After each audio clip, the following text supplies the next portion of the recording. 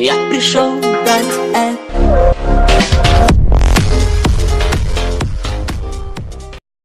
Salve, salve aí, galera da família BMX, Caio Oliveira aqui na voz. Vamos fazer o bike check aqui, tá ligado? Vamos começar aqui logo pelo quadro, entendeu? Da bike.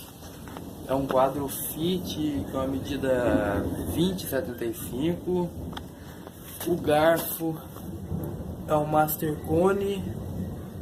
O ano do modelo eu já não sei qual é. A roda da frente, o aro é Weiman. O pneu Demolition Machete 225. Cubo da frente GTS. Mesa volume, se eu não me engano, Staple V2 forjada. Mesa muito da hora.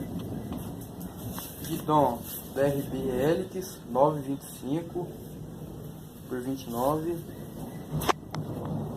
Manobras Kutiaka, muito boa por sinal. Bahrein Pro X. A direção é Fit também.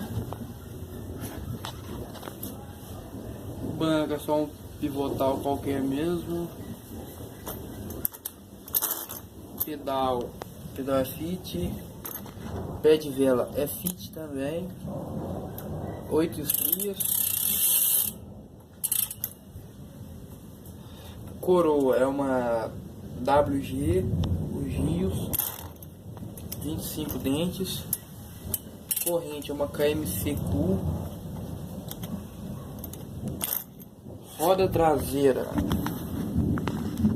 os pneus são Demolition Machete também, 225. O aro Alex Rim. Cubo traseiro Kelai. Tag Fit. E esse aí foi o bike check, tá ligado? Se gostou do vídeo aí, se inscreve no canal, compartilha com os amigos, deixa o like aí embaixo aí, tá ligado? E é isso aí, só vamos família, salve pra todo mundo e bora andar, caralho.